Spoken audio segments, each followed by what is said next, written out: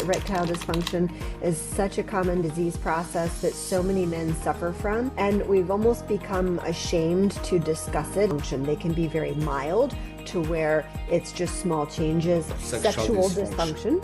Which is when the menopause hits and they have lower libido and that, which obviously there are treatments for that as well. So to clarify, erectile dysfunction is someone who is not able to have an erection, not able to hold it during intercourse.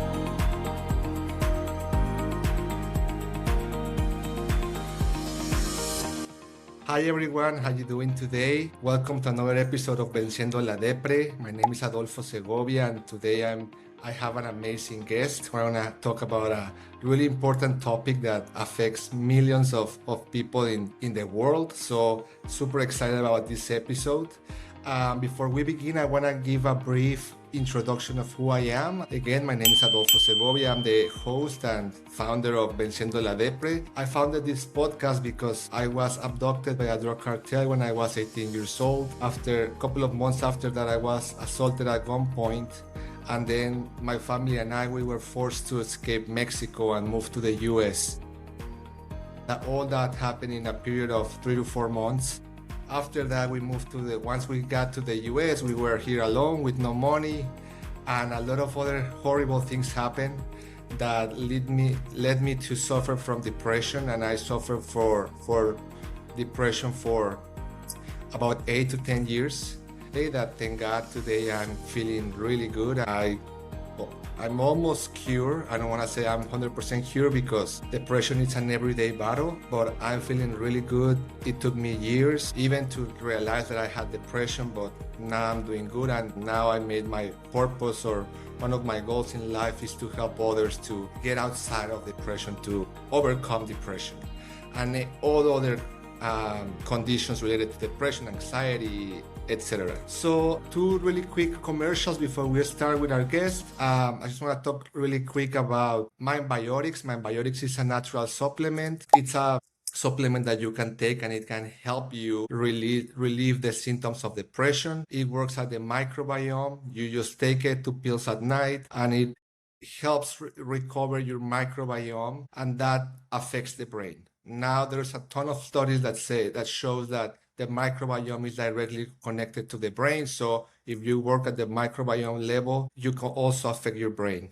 And the second commercial is that I just opened an insurance agency in Florida. So if you're in Florida, I can help you with your car, home, and business insurance. The name is NextGuard Insurance, and the information is going to appear there. So now let's go back to our guest. Today we have Krislin Chalupka. She's a nurse practitioner and an expert on erectile dysfunction. So today we're going to talk about erectile dysfunction because I know that it affects almost 50 million men just in the USA. And I don't know a lot about erectile dysfunction. I don't suffer from that, but as a man, I know that one of the worst things that can happen to a man is to not being able to perform with your partner, with your wife, or performing better, have sex. Okay, I guess we're adults on this podcast, so that's something that I'm sure it affects a lot of men. I mean, it really affects men. There are millions suffering from that. So the nurse practitioner Krislin is going to talk about everything about related to ED, plus a new treatment that can help you cure or almost cure ED. So she's going to talk about that. So please welcome Krislin Chalupka. How are you doing today? I'm great, Adolfo. Thank you for having me. Thank you for being here. All right. So you're so Krislin, yeah, please go ahead. No, so you're absolutely right. Erectile dysfunction is such a common disease process that so many men suffer from, and we've almost become ashamed to discuss it. It's something that men don't want to talk about. They suffer in silence a lot with it, which when we don't treat something and we don't address it, then that can lead to depression and anxiety. It can lead to difficulties in marriages. So it's really important that we begin to be comfortable talking about it and sharing with those that can help us find out other options for treatment, but also just recognize actually how prominent it really is. You're not alone. Yeah. It's like depression. It is. We don't like to talk about depression. I suffered from depression for almost 10 years. The first 5, I didn't even know I had depression. Mm-hmm. And I had to go to 20 doctors to realize that I had depression. And then I didn't want to talk about that. I was ashamed. I was sad. I was not prepared until it took me years to be able to talk about depression. But Christine, before we start, can you introduce yourself a little bit? Tell us about your career, your profession, what do you do, Yes, so I'm a your nurse prac credentials?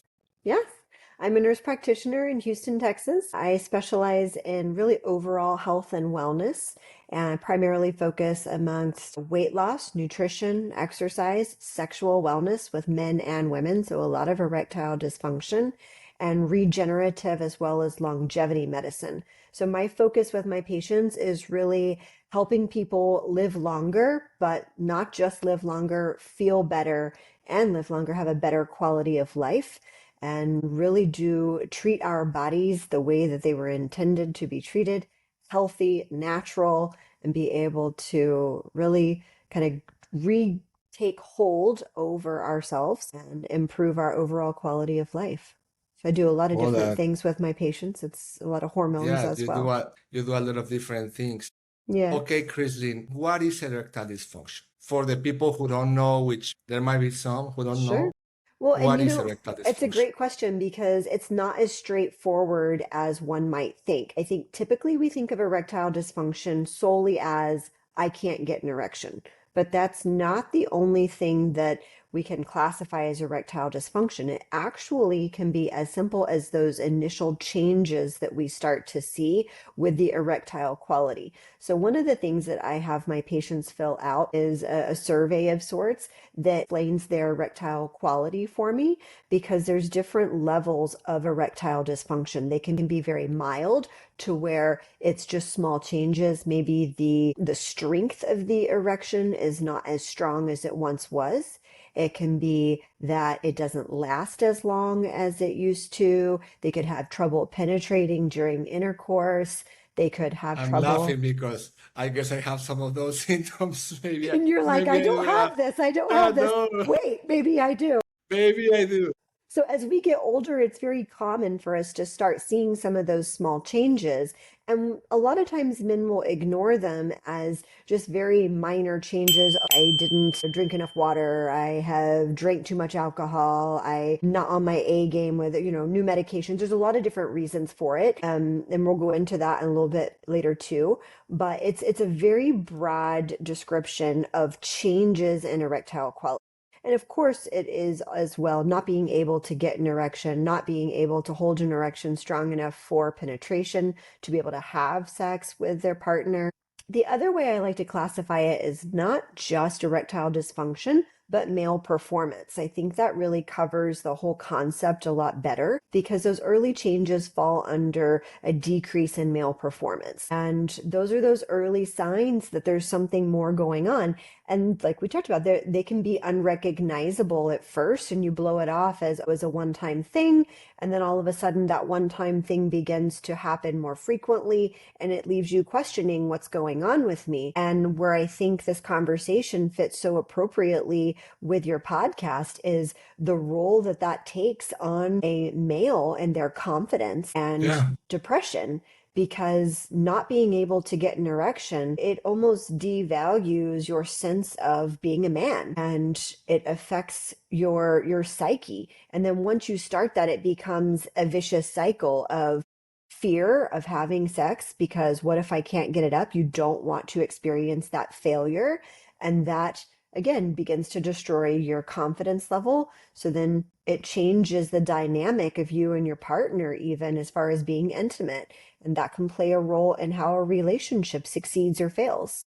Yes, as I said, I have not experienced ED, but as a young man, I sometimes I had some of the things that you just mentioned. I didn't perform that well today, maybe because I was not hydrated or I had too much alcohol or I super tired and it feels bad. I mean, Yeah. just having that, I didn't perform that well. For a man is horrible. It's like, oh my God, it's horrible. So I cannot imagine what not being able to have an erection would feel for a long period of time. Before we go deeper into the specifics of ED, Hmm. of the symptoms, because I want to know, I would like to know what would be considered a normal erection or a normal performance so we can compare.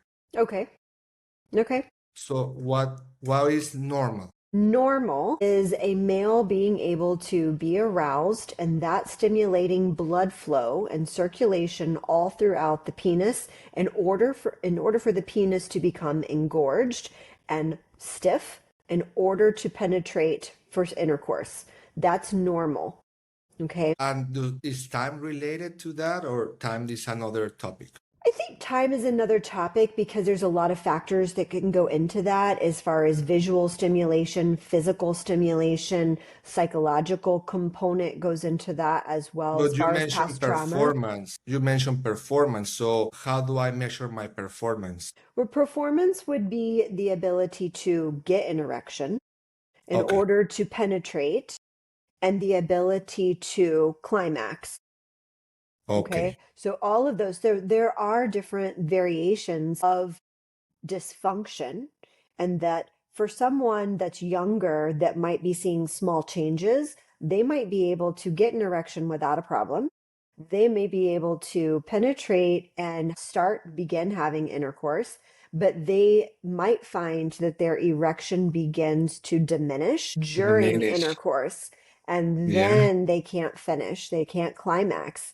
And so that's a small sign early on. Okay, there might be more Okay. going on. Maybe there's not enough blood flow to the penis all the way to the head in order to keep that engorgement. And that's why there's things on the market such as rings and pumps that produce more blood flow and they trap it. I I have to say that that actually happened to me Mm-hmm. last time. Well, not last time, but that happened to me recently where I already had sex like 2, 3 times. So I Yeah, blame that. I that's a had little like different. it was like the third erection, and Yeah, during the intercourse, suddenly it just went down. yeah. Lack of blood flow. The blood flow And decreases. I blame the other two prior. So Well, yeah, and if that was all in one evening or day, then yeah, sometimes yeah, it can happen back to it back. was like back to back. Yeah, Yeah, third time back to back, plus half a bottle of whiskey. I'm glad you brought that up. That's another big part of the topic as well, as far as we get older, but this is not uncommon when you're younger as well. When men mix alcohol with trying to have intercourse, it's very common for that to play a role in erectile dysfunction as well. So is that because of erectile dysfunction, or is that because of performance in the alcohol, of course, is a depressant to the body in general. So we will often see as men get old that if they drink more, then they will struggle to have an erection later on in the evening. I had a patient, definitely, a gentleman in his, I think he was in his 50s, and he would have a glass of whiskey every night at dinner. Well, he came, he said, "Hey, I've got some ED." Yes, treatments were a good option for him, but he had one big key that he gave me, and it was, "But I can wake up during the night and I can have intercourse with my wife, but I can't have intercourse with her if when we go to bed." And so my first Okay. question was, "Do you have a drink of alcohol at dinner?" He goes, "Well, yeah, I have a glass of whiskey every night. It was before dinner, after dinner, whatever." So, right. So then that wears off, that metabolizes out of your system. So in the middle of the night when you can wake up, now you're able to get an erection because it's no longer depressing your system. It's worn off, But right? So then alcohol is a big role. is this person considered someone who has erectile dysfunction or someone who is normal? It's just that if you drink, you cannot have sex. Yeah, so I think the older we get, that becomes more of the norm. I think it's never really normal, but it is a sign that the aging process has deteriorated the circulation, and adding in the alcohol then depresses the circulatory system to bring the blood flow to the penis. So it's kind of a gray area. I think he does have performance issues, but they are directly related to the alcohol specifically, which we know to be a known cause, and no matter what the age is, but we see it worsening as you get older. You're much more sensitive to Okay. alcohol being mixed in. So to clarify, erectile dysfunction is someone who is not able to have an erection, not able to hold it during intercourse, or not and or not able to climax. Those are the three Yeah. main points that we Hmm. can And classify they ED. see their diminished capacity from what they once had. Most men are going to know this is not how I was when I was in my 20s or 30s. Well, but that's not expected, right? It's normal to have some type of decrease, or we should expect to be 50-year-old and perform at the same level. Well, that's a great question. So, erectile dysfunction and the inability to get an erection is actually a very early indicator of cardiovascular disease. And a lot of times we go to the doctor and men are given a blue pill, right? Here, I'm sorry, you're having trouble getting an erection. Take this, it'll help. And it works for a while. Where in truth is they really need to be looked at holistically to make sure that there's not a greater problem going on with their cardiovascular system. So I'm not saying everybody out there that has erectile dysfunction has heart disease, but I am saying there is a very, very strong correlation between the two, and we ignore some of that. So to answer your question, it doesn't have to be part of the normal aging process. For somebody that is very healthy, they're not obese, they eat very clean, they don't smoke, they don't drink a lot of alcohol, they're in very good shape from many different ways. Just overall, their metabolic system is very healthy. That male may never experience erectile dysfunction. His blood is able to freely flow and circulate from the heart to his arms, his legs, and his penis very efficiently. As we get older, we know that the vessels within our body begins to build plaque up, and that makes it harder for blood to travel through the vessels. And so that's what we begin to accept as being a normal part of the aging process. So I don't like the word normal because there's a lot of different ways to I determine thought what it, I normal thought is. I thought it was normal to start having, erectile problems when you are 60, 70, There's 50 plenty of something. men that are really healthy that don't have erectile dysfunction. So They've it's taken not care. normal. It is a change in the body's process to efficiently deliver blood flow. That change we have become to accept is normal because we do live in a society here in the US where we're not as healthy as a lot of other countries are, as far as how we take care of ourselves with diet and exercise. Yeah. So we're accepting it as normal, but I don't really feel that that is necessarily just a normal part of the aging process. So it doesn't have to Okay. be. Kristen, can you talk about the effects on marriage, depression, on women? Yeah.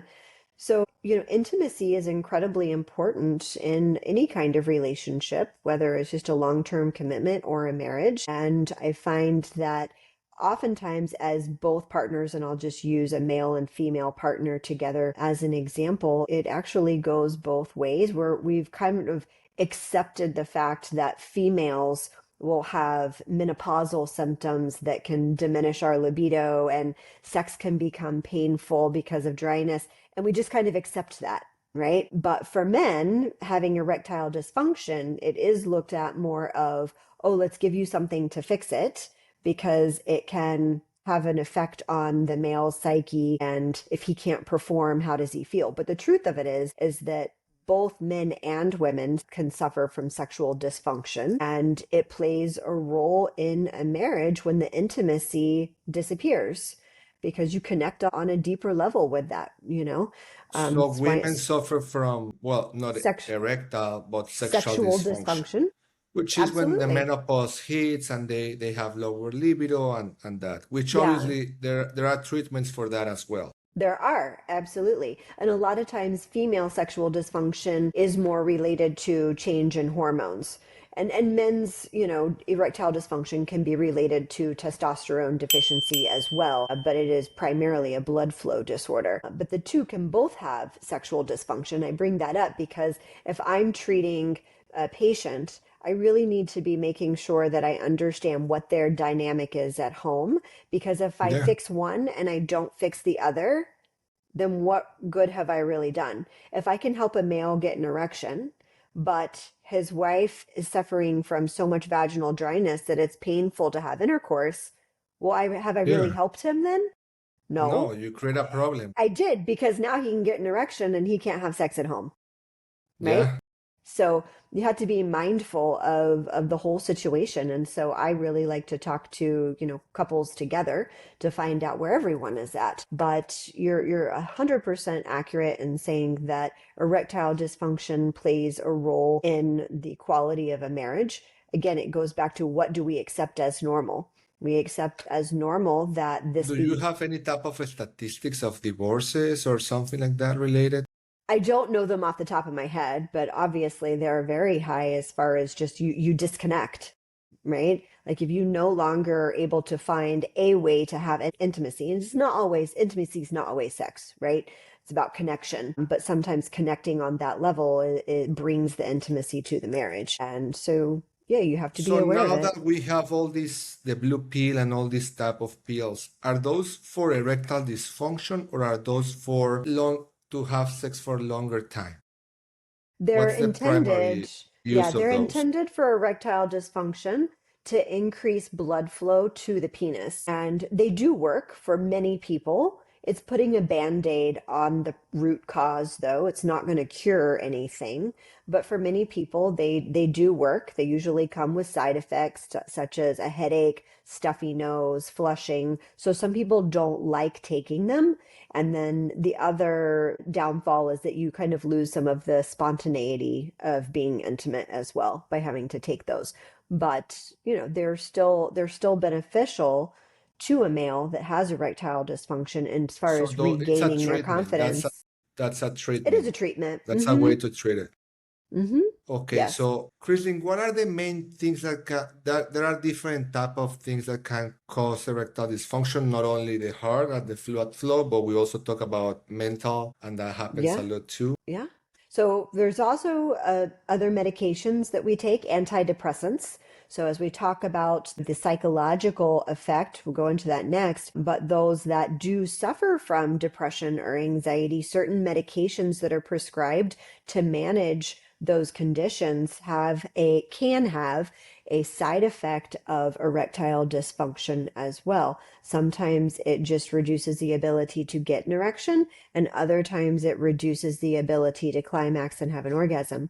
So it can have varying degrees of dysfunction, which then brings back to that feeling of low confidence and depression. So you're kind of in a vicious cycle. But I'm Yeah. not downplaying, antidepressants. I do believe that there's a time and a place where they're appropriate, and some people absolutely need them. So I don't want to discount them. Something that happened to me personally when I was depressed is that when I was really in a depressive state is not ED, but low libido, low Yeah. sex drive. Like Yeah. you just don't think about sex. Mm-hmm. And another thing that has happened is the ability to not climax, but Mm-hmm. that's because I take anti-anxiety pills, Yeah. and sometimes that doesn't let me have a climax, which I don't see it as that bad because at least I feel like, oh, I'm too much, I don't even come. Yeah. But sometimes it feels bad. Frustrating. Right. Sometimes And it's it's frustrating. frustrating for women too. Yeah. I had partners who felt frustrated because I don't come, I Right. don't climax. That goes And back to the intimacy. they think that, oh, you don't like me, you don't feel attracted to me. And no, it's just the pill that sometimes, I don't know, gets crazy and I don't climax, but it's I not think still related to that. I think that's very common, that a lot of men don't realize the importance of the male climaxing with them, not necessarily at the same time, but that does bring another level of, maybe that's our issue with as women, is it gives us our confidence of, okay, I was fulfilling enough for you to be Yeah, able to achieve that too. And I absolutely understand that. And I think it no, also is something that brings the couple together on an intimate level, because as a male, that's what you want. You want to please the female, right? You're over there, yeah, you want her to have an orgasm. Well, we want the yeah, same thing. We want you to too, you yeah, know? So yeah, it it's does go true, both ways. true. Yeah. Yeah. That is true. And Okay, this, so Please go ahead. No, I was just saying the psychological aspect of men that suffer from depression, not as a primary cause of their erectile dysfunction, but for other related situational issues. Maybe it's, stress at work, or there's already a relational or estrangement. Maybe there is just really an unresolved depression that has been around for decades that they struggle with, major depressive disorder, bipolar. There's different conditions that we experience with depression, and it's not always about the medication that we're on to treat those, but the ability to, redirect our thought process. Yeah. And it really does play a role in the ability to get an erection. Now, when we have a psychological component like that, such as pure depression, that alone is not obstructing blood flow to the penis to not allow an erection, right? That is related to the psyche itself and the inability to get in the right headspace and allow that But libido to come up. if it's the psyche and if you stimulate the penis, can you get the blood flow? So a lot of times you'll be able to stimulate the blood flow, but it can become a challenge to maintain it. And that's where Okay. devices like penis pumps and rings that actually trap the blood flow in the penis can be helpful, because you can get it started, but it's hard to keep it erect. And so using Okay. those things can help. But I would say the psychological component in dealing with depression, when you know that it's not a vicious cycle as far as, okay, I'm struggling with ED and that's making me depressed. And then therefore, and it is already dealing with depression on its own. And then that is affecting the erectile quality. That's a little bit of a different conversation. And it is Yeah, very just important the to stress of life. The stress of exactly. life. Yeah, and that's where, managing the depression, whether it's therapy, talk therapy, being able to confide in someone with what you're dealing with is incredibly important. Okay, so before we talk about treatments, what are natural things that men can do if they are suffering? Are there any type of natural Yeah, things or yeah. things that men can do to work on this? There's a lot of lifestyle changes. I feel like that's the most important thing that we can do to help erectile dysfunction, even when we're seeing these changes early on. And those things would be not smoking, right? Stopping if you are. That's huge because that affects the blood flow all throughout our body, in particular the penis, because you're going to start seeing it there first before you notice it anywhere else. So stopping smoking, reducing or stopping alcohol intake. We've already talked about how alcohol can affect the erection.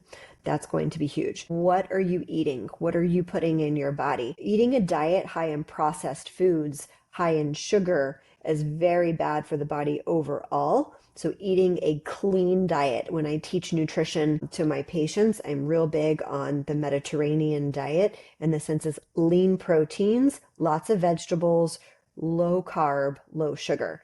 I don't ever take anything out. It's about moderation, not deprivation, but it is about eating cleaner.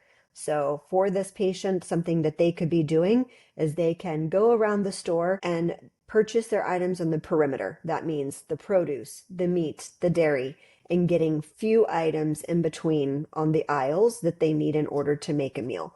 But that alone is going to take out so many of the preservatives and chemicals in your diet. It's going to take away a lot of the fat, the sodium. We want those leaner proteins, even if they're coming from natural sources, are okay. We need some fat, right? We need some carbs, we need some fat. That's healthy for us, but it's about eating the right foods and in the right amount of moderation. So those are all things that we can do. And then exercise. Exercise is incredibly important. Cardiovascular, doing cardio work, but also weight training is very important. That actually doing all of these things, clean eating, exercise, can actually increase your testosterone naturally, but it's also helping clear out those blood vessels and keeping the cholesterol down. To make sure that we're getting enough fiber in our diet as well is very important. Okay. Drinking plenty of water. Christine, what are the ages when it's kind of normal to start seeing ED, and when are the what and what age it would be abnormal? We're definitely seeing changes, those early changes that we talked about initially, younger than we used to. So we are seeing men in their 30s start to come up with concerns. Those are those small changes that I started talking about. And then definitely by their 40s and into their 50s is usually when I will get male patients coming in with more prominent concerns of erectile dysfunction. So I would say if I had to pick an average decade of life, it's probably in their 50s. If you're experiencing these symptoms and you're in your teens, you really need a complete workup to see what all might be going on from a hormone perspective, from a cardiovascular perspective. There's a lot of different things that should be evaluated. So if you're in your 20s and you're experiencing erectile dysfunction, then you really need to reach out to your healthcare provider. When we get into our 50s decade of life, then we should really start questioning, what am I doing at home that could be contributing to this? Just like I mentioned, all of those lifestyle changes. We get busy with work, we travel, we get to the 8 to 5. Some of us are working 12-hour days, maybe more than 5 days a week. And we stop taking care of ourselves. And so it's really important that we look at what we're doing from that perspective. And then what are we doing to recover emotionally from all the stress that we're under? I think that plays into the issue with depression and anxiety too.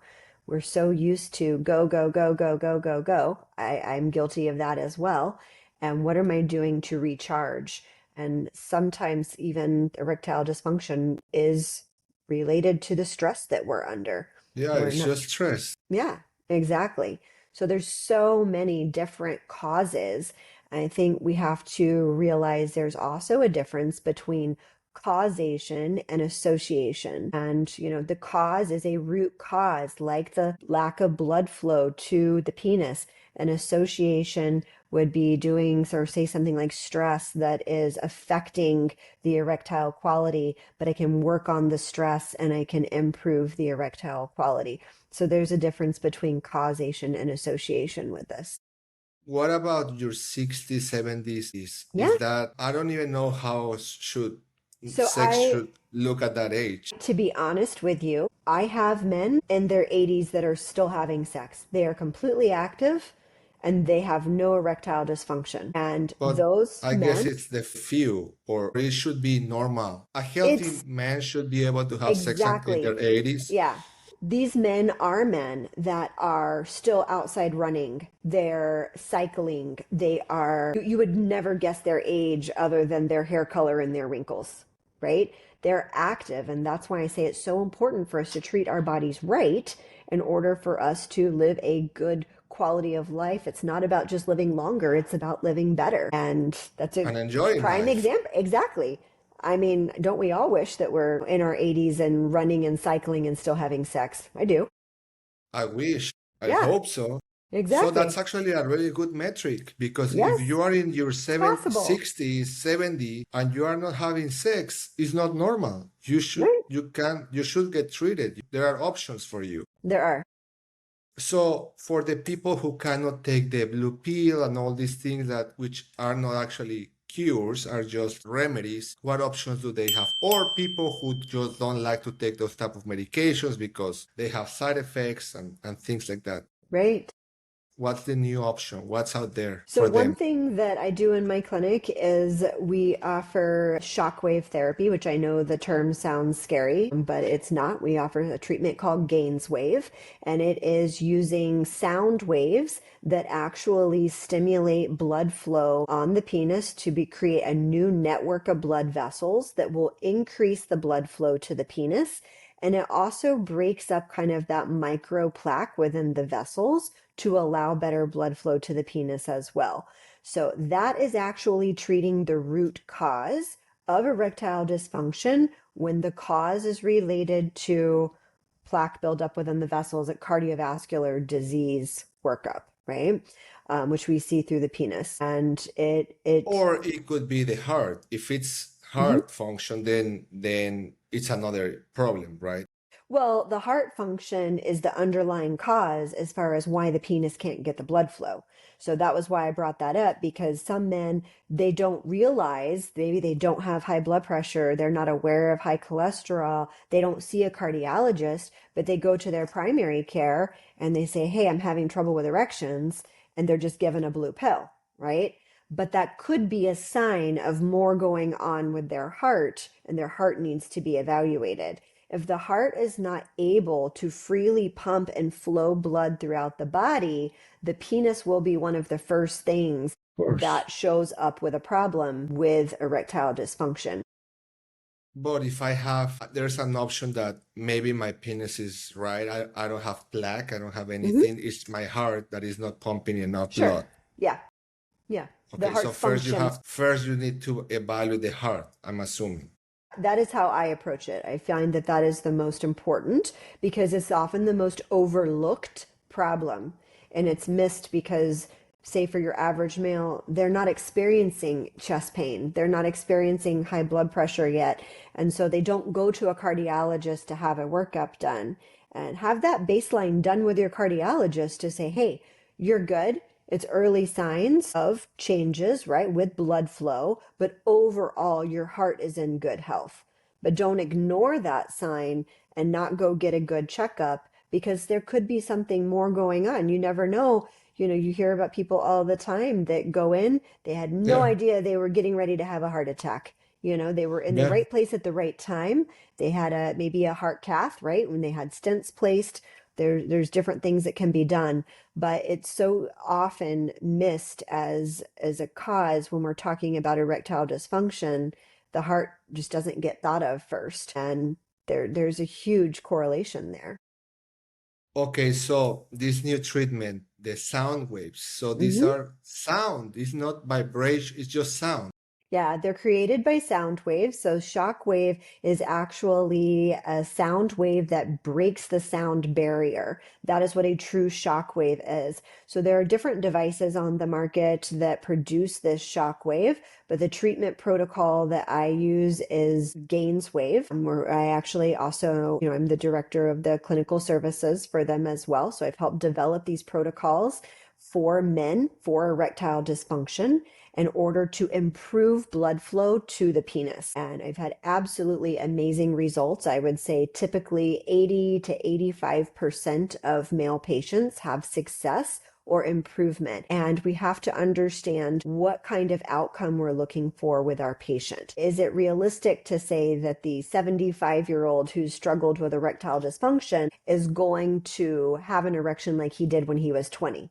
Not necessarily, right? However, it's realistic to say that same 75-year-old who no longer responds to the blue pill after I do this treatment and I increase the blood flow to the penis, now when he goes and takes that blue pill, the blood is able to flow and rush to the penis, right? It's able to get through. So that's kind of the worst case scenario with those patients that have a lot going on. They may be Yeah. diabetic, they may have high blood pressure, high cholesterol. So I'm still going to consider that a success because that patient is still able to have sex again. They're still able to be intimate with their partner. The average patient that's coming through that is seeing those small, I will say mild to moderate changes, they're usually going to be able to get an erection without having to take a blue pill or any kind of injectable options after doing anywhere between 6 to 12 treatments of the shockwave therapy. Okay, 6 to 12 treatments of the shockwave therapy. And how long it takes. Yeah, so it depends on what device the provider has. With one of the devices that we often promote, it takes about 10 to 15 minutes for the treatment. It's completely pain-free to the patient. So I know it sounds a little unsettling to know that you're taking something up and down the penis called a shockwave, but it actually is painless. And it takes about 10 to 15 minutes once a week, anywhere from 6 to 12 weeks, depending on the need of the patient, like I was talking about with the conditions that they might have, like diabetes, high blood pressure, would take a lot of their medical history into account to help determine the right treatment protocol for that patient. And that's it, 6 to That's it. 12 weeks, and you are good. Yeah. You are like a 20-year-old again. Well, Almost. For the most part, and you do have to still do the right thing after you've opened up that blood flow and you've allowed the blood to flow to the penis. You have to keep up with it, which means the diet, the exercise, the stopping smoking, reducing alcohol. I refer to my patients as an analogy that once you go have open heart surgery and you have all the blood vessels back open again, you don't go to Burger King 3 times a week, right? You do what your body needs you to do now to keep it in good shape. This is the same thing. You have to treat your body right in order for you to maintain that blood flow. And then there's maintenance protocols that we can do as well. Sometimes it's just once a month, once every 3 months in order to keep those vessels open and re-stimulating the blood Okay, flow. for the men who are a little shy, how Mhm. does the treatment looks? Do you have to get naked? Do they put something on you? What do they do? So your genitalia does have to be exposed. I have to be able to access the penis as well as the scrotum. I don't treat the scrotum, but I do treat above it and under it, the perineal area in between the scrotum and the anus. So you are exposed and your provider will be touching Okay, your penis. But, okay. if you're going to a medical professional, then this is something that they're used to doing, that they're used to treating.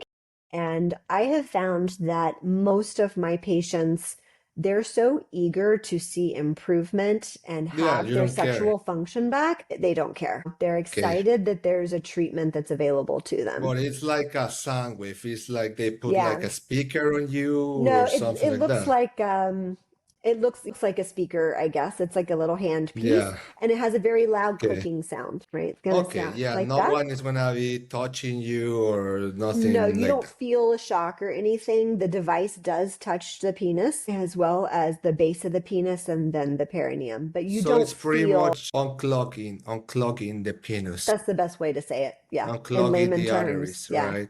Right, right. We're opening up Yes. the blood flow. So it's treating the root cause, which is going And to this give you better as the results. root cause. So basically, the cause is of ED in some cases is that the arteries get clogged by Exactly. plaque, and you unclog them Yeah. with shock waves. And create new vessels. Awesome, Yeah. awesome. I think that's amazing. In terms of for people who would like to do it, is it covered by insurance? Is it too expensive? It's not covered by insurance. It is typically a cash pay treatment, and it's around for 6 treatments. It's usually around $3,000. For a series of 12, it's about 5,000. So it's not incredibly It's expensive affordable. for, yeah, it's pretty average price, I think, when you're talking about that concierge level medicine that you're getting. And then, if you're looking for a provider near you to do that treatment, the best thing to do is go to gainswave.com, GAINSWAV as in Victor, E.com, and you can type in your zip code and it will pull up providers near you and you can find somebody that you're comfortable seeing that can offer that treatment for you. That's amazing. Okay, really quick. For women suffering from low sex drive or, well, I guess vaginal dryness, is that Yeah. a major thing because there are lubricants, right? Or Well, that's something else. so it's absolutely a thing because when you're talking about vaginal dryness and, oh, use a lubricant, well, that's in relation to having sex. But a lot of women suffer from vaginal dryness day to day, and many women will complain about it actually feeling like sandpaper in between their legs just when they walk. Well, My God. there are lubricants that they can insert. They're very messy. A lot of women get very annoyed with them. A lot of times it's hormonal related as well. Some women are open to being on bioidentical hormone therapy to help resolve some of that, and others are not. But this same treatment can be used to help them as well. And it again goes back to increasing the blood flow to the vaginal tissue and So the helping with shock health. waves, you can use it for women as well. You can, yes. But that's just for vaginal dryness or for Pain. libido and It's not going to everything. affect libido. Libido is directly affected by our hormones. However, what I teach my providers is if my patient doesn't want to have sex because they have painful sex or as a male, they struggle to get an erection, that therefore makes their libido go down, right? But if I can make sex fun again, and I can get you to have an erection as a male, or I can increase your vaginal lubrication and make sex less painful as a female, naturally that libido will come back up because now I can enjoy it again. Okay, of course, makes sense.